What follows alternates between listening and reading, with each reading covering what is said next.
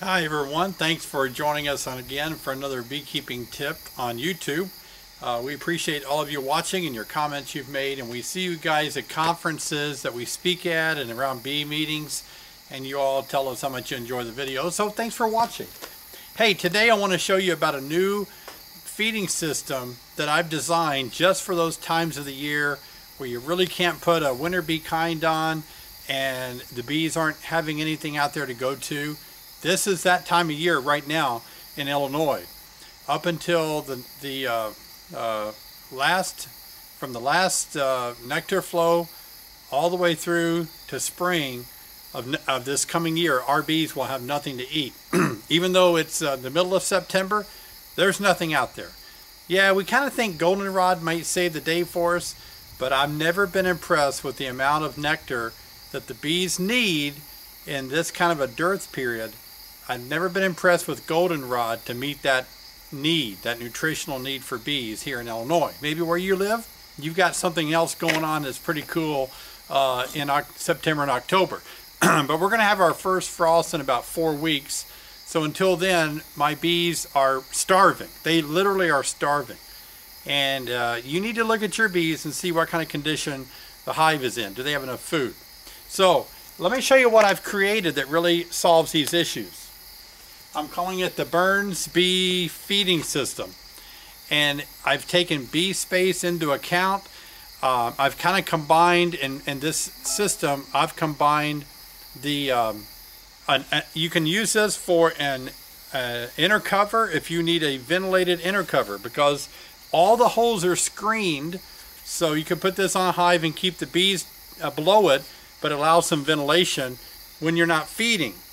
The neat thing about my feeding system is that you can tell I've put screen over the holes. So here you put your jars down, but there's screen to hold the bees. You know how sometimes you take the jar up and all the bees fly out and sting you?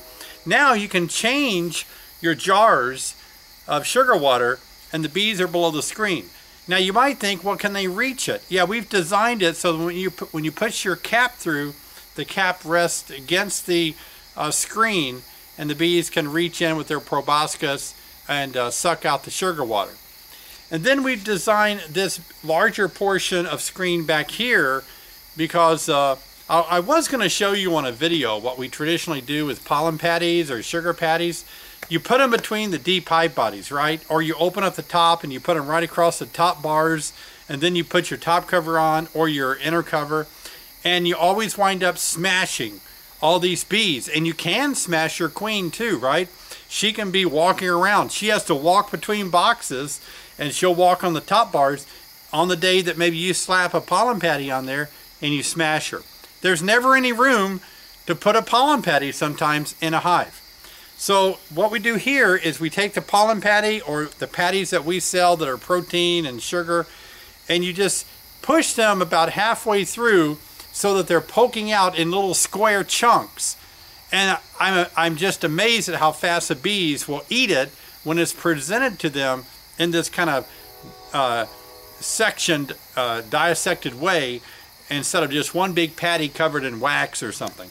So I'm going to show you how we do it in the hive. And again, this is best used right now when you can feed the bees liquid. You don't want to put the winter bee kinds on when you can still feed bees liquid sugar water. Like right now in September and October, maybe into November before we have strong cold weather. You can still feed 2 to 1 sugar water. 2 parts sugar, 1 part water, and the bees will be able to store that as honey turn that into honey before winter hits. So we're going to go on to a hive. I will tell you this, in using these at our facilities here, we can put sugar patties on here with protein that we mix in. We sell these patties, and the bees will consume these patties during a dearth in 1 to 2 days. They'll eat the whole thing gone. They will drink a ½ gallon of water per day. And these are colonies that are large, but they're colonies that have a lot of stored honey already. That's how hungry bees are. I heard somewhere that bees eat what is equal to a medium-sized dog per day. So this is a way right now that you can put this on your hive and start feeding the bees until it gets really cold.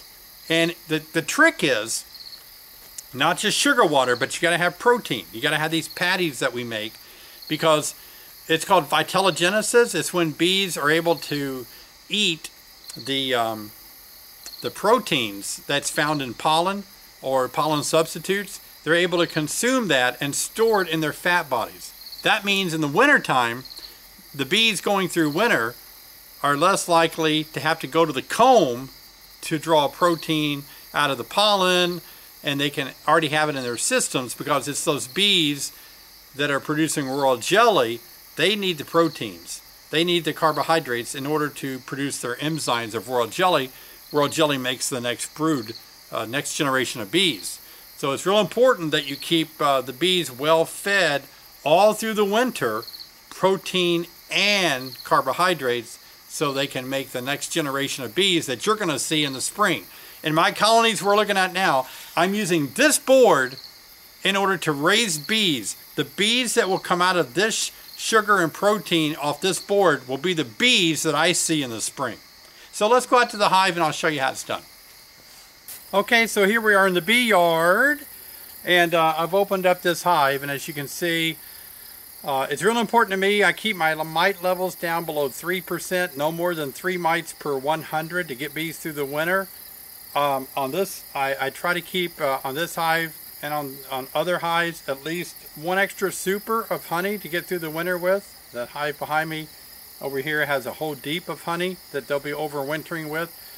Big mistake beekeepers make is to take all the honey off. So what I'm going to do is demonstrate how we use this board on a hive like this. So as you can tell, these bees are very hungry, and I'm going to put this board on top of the colony in order to show you how to feed them.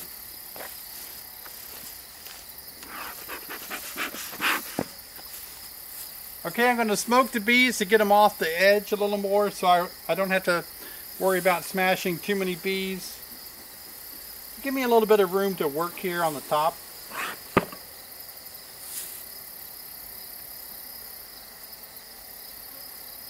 Okay, so what I do is put the board down like this.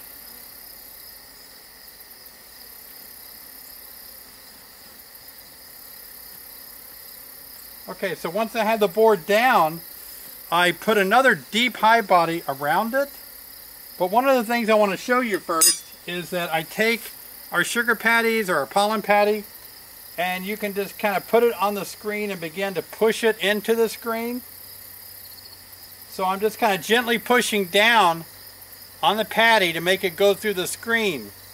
And that way bees can have better access to it, and I don't kill bees by pushing it and jamming it between frames or between deep hive bodies or between the top and the hive body next to that one.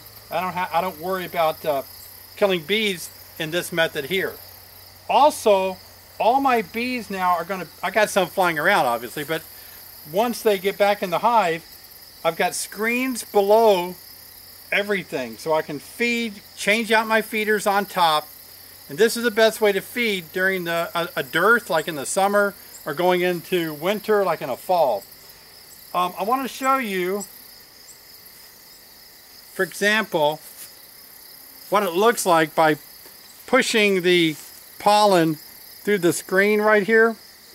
You can see how it kind of chops it up, and you can push as much as you want to, and even if you push it through and it falls off, you know, it doesn't really matter, right? Because the bees are going to eat it.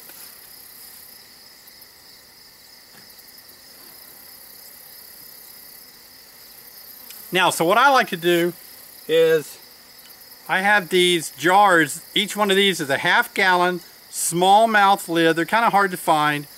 And so I'll put 3 of these on.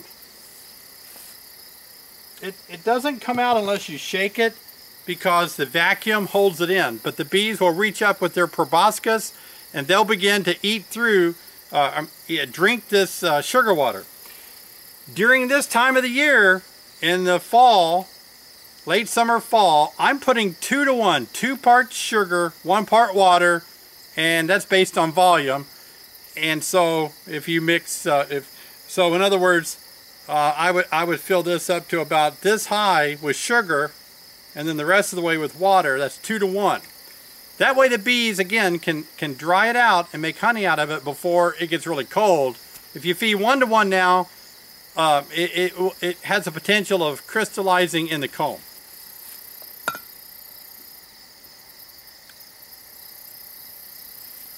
So I have 3, and if they're half gallons, how much food do I have on the hive?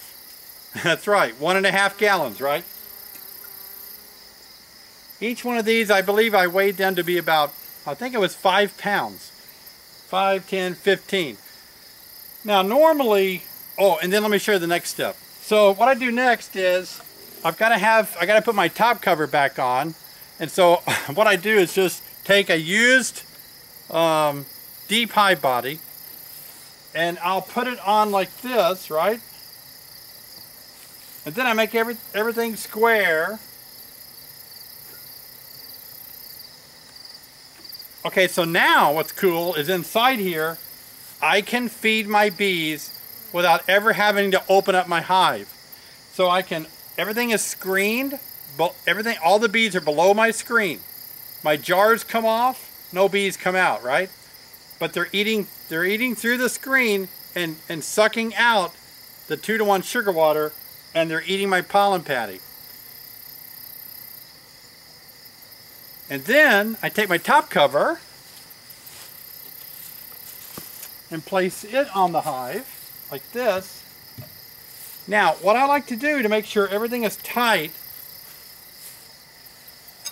I like to put a concrete block on top, because we've kind of broken the propolis seal, and there can be thunderstorms and heavy rains and wind in the fall. So by doing this, I keep pressure down on this box, because it's not propolized. It's not glued together with bee glue. So you got to put something heavy, something to keep the top down. So when you want to change it, this kind of keeps you in shape, picking up a heavy block. But you don't have to come back very often. With these 3 on here, it will take, if they're really hungry, it's going to take at least a week to 2 weeks to suck down 1.5 gallons of sugar water. And you just got to feed your bees in the fall to get them through the winter, right? Okay. So let me take you into the hive and we'll look at it together, right? Okay. Here you have it. You can see the bees right below the screen are already making their way up to this patty. There's a couple of bees walking around because they just flew in when I was changing things out for the first time. If I pick the jar up, see there's no bees? Those bees are drinking below the screen. It's kind of a crazy idea that somebody didn't think of this before, right? So, and then as the bees continue to eat this, they'll actually push their mouth parts up all the way through the screen and devour this entire patty. And I always keep the wax paper on the back side, just to you know, keep it kind of solid. And I'll push it through. I may look at it in a day or 2 or a week, and I'll push it through a little bit more. But it gives the right kind of spacing. The bees can access it. This time of the year, they're not building any comb. We've got the spacing on this bar just right to observe bee space, so we're fine there. So now, it's going to get 47 degrees tonight, and there's nothing out there for bees to go forage on. And so look at this. I'm feeling good. I go to bed at night and say, this hive here is well fed. They've got their pollen or protein. They've got enough sugar water, 2 to 1. They can add, with this right here, they can add 10 to 15 pounds of honey, stored honey, in this colony. Plus I'm giving them this extra super that's full to make it through the winter as well. So we do invite you to check out these Burns Bees feeding systems online. We'll be happy to get you one. You can try it out. We received an email today from a lady that said she's been using it for a few weeks now on her hive, and she said it was amazing how much stronger the bees are already just from getting that good nutrition that they're going to need. Hey everybody, thanks for watching again. See you next time.